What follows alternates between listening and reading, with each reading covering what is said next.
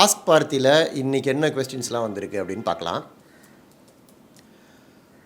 விஜய் அவர்கள் கொடுத்த 15 வாக்குறுதிகள் பற்றி என்ன நினைக்கிறீங்க? வேலூரில் வேட்டையை தொடங்கியிருக்கார் வேட்டைக்காரன் விஜய் அப்படின்னு தான் இதை பார்க்குறோம். ஏன்னா இதுக்கு முன்னாடி நடந்த கூட்டங்களெல்லாம் விஜய் வந்து வாக்குறுதிலாம் கொடுக்க ஆரம்பிக்கல. இந்த மீட்டிங்கில் வாக்குறுதி கொடுத்து அரசியல் பிரவேசத்தை ஃபுல் ஃப்ளெட்ஜில் ஆரம்பிச்சிருக்காரு. அந்த வாக்குறுதிகள் வந்து நல்லா இன்ட்ரெஸ்டிங்காக இருக்குது. ஏன்னா இது வரைக்கும் கொடுக்காத சில வாக்குறுதிகள்லாம் கொடுத்துருக்காரு.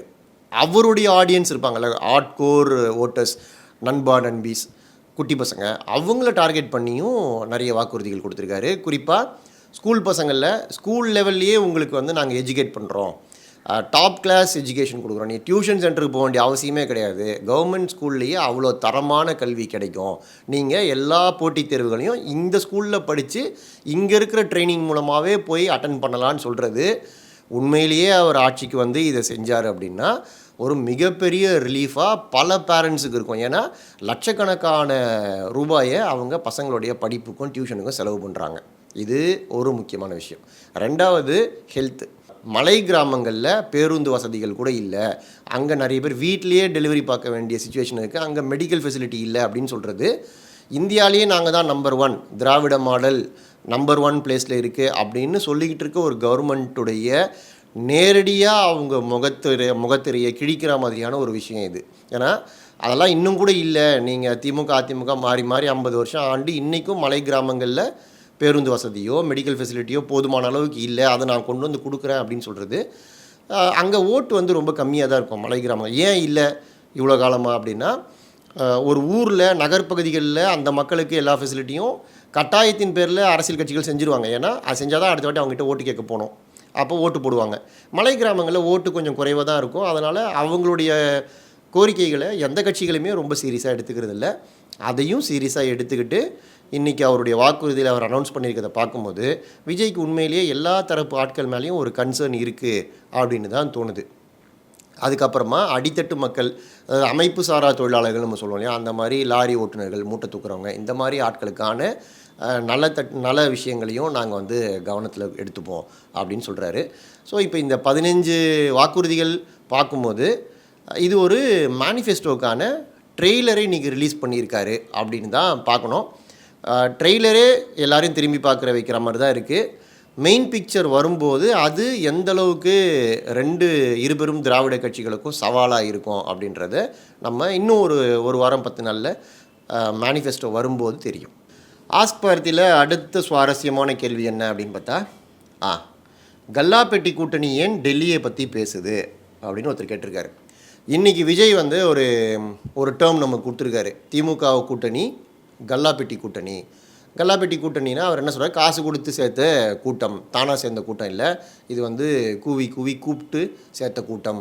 அறிவாலயம் பக்கத்தில் யாராவது நிழலுக்கு ஒதுக்குனா கூட அவங்கள கூட்டணிக்குள்ளே சேர்த்துக்கிறாங்க, அந்த அளவுக்கு பயந்து போயிருக்காங்க அப்படின்னு விஜய் சொல்கிறாரு.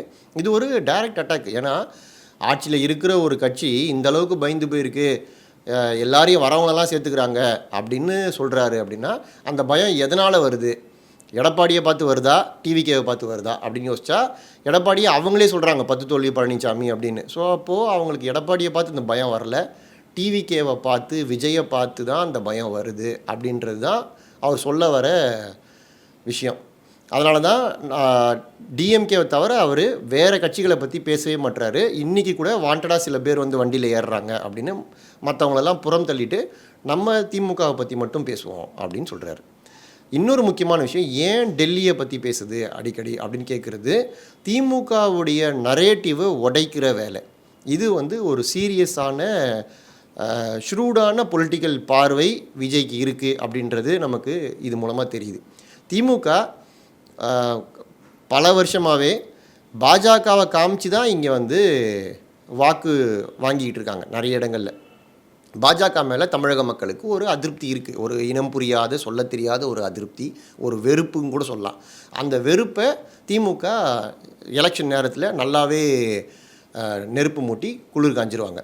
இப்படி தான் பல நேரங்களில் அவங்க வந்து அது நாடாளுமன்ற தேர்தலாக இருந்தாலும் சரி, சட்டமன்ற தேர்தலாக இருந்தாலும் சரி, பாஜக உள்ளே வந்துடும், அதனால் சிறுபான்மையினருக்கு பாதுகாப்பு கிடையாது, எங்களுக்கு ஓட்டு போடுங்க, நாங்கள் தான் சிறுபான்மை பாதுகாவலர்கள் அப்படின்னு சொல்லி தான் ஓட்டு வாங்கியிருக்காங்க. இதைத்தான் விஜய் இந்த முறை உடைக்கிறதுக்கு ட்ரை பண்ணுறாரு. நடக்க போகிறது சட்டசபை தேர்தல். இதில் நீங்கள் டெல்லியை பற்றி எதுக்கு பேசுகிறீங்க? டெல்லிக்கும் இதுக்கும் என்ன சம்மந்தம் இருக்குது? சட்டசபை தேர்தலில் என்ன பேசணும்? விஜய் வேணுமா, ஸ்டாலின் சார் வேணுமா? தமிழக மக்கள் versus Delhi, team TN versus team Delhi அப்படின்னு முதலமைச்சர் சொல்கிறாரு. அது தப்பு, அது கிடையாது. டீம் தமிழ்நாடு மக்கள் வெர்சஸ் லஞ்சம், தமிழ்நாடு மக்கள் வெர்சஸ் ஊழல், தமிழ்நாடு மக்கள் வெர்சஸ் நிர்வாக சீர்கேடு, இதைத்தான் நம்ம பேசணும். நம்ம தேவையில்லாமல் நம்மளை டைவெர்ட் பண்ணி அந்த பக்கமாக கூட்டு போகிறதுக்கு பார்க்குறாங்க. அதனால் நீங்கள் அப்படி போகாதீங்க, டைவெர்ட் பண்ணி கூட்டு போய் கிட்னி எடுத்துருவாங்கன்றது தான் விஜய் இன்றைக்கி அவரோட மீட்டிங்கில் சொல்கிறார். அந்த பக்கம் போகாதீங்க. நம்ம பேச வேண்டியது விஜய் வேணுமா, ஸ்டாலின் சார் வேணுமா? இது தமிழக மக்கள் அன்றாடம் சந்திக்கக்கூடிய பிரச்சனைகள். சட்டம் ஒழுங்கு பிரச்சனை, வேலை வாய்ப்பு இல்லாமல் கஷ்டப்படுறது, போக்குவரத்து வசதி இல்லாமல் இருக்கிறது, முறையான மருத்துவ வசதி இல்லாமல் இருக்குது. இதெல்லாம் கேள்வி கேளுங்க, இதை பற்றி பேசுங்க, இதை நரேட்டிவாக செட் பண்ணுங்கன்னு அவங்களுடைய ஆடியன்ஸுக்கு இன்றைக்கி ஒரு கிளியர் மெசேஜ் கொடுத்துருக்காரு. இது எதை நோக்கி அவங்களுடைய கேம்பெயின் இருக்கணுன்றதுக்கான ஒரு இண்டிகேஷன், ஸ்ட்ராங்கான இண்டிகேஷன் அப்படின்னு தான் நான் இதை பார்க்குறேன். ஆஸ்க் பாரதியோட அடுத்த எபிசோடில் சீக்கிரம் சந்திக்கலாம். அது வரைக்கும் உங்களுக்கு இருக்கக்கூடிய கேள்விகள் எல்லாம் கமெண்ட் செக்ஷனில் கமெண்ட் பண்ணுங்கள். அடுத்ததில் உங்கள் கேள்விகளுக்கும் நாங்கள் பதில் சொல்கிறோம். மறுபடியும் ஒரு ஆஸ்க் பாரதி நிகழ்ச்சியில் சந்திப்போம். அதுவரை நன்றி, வணக்கம்.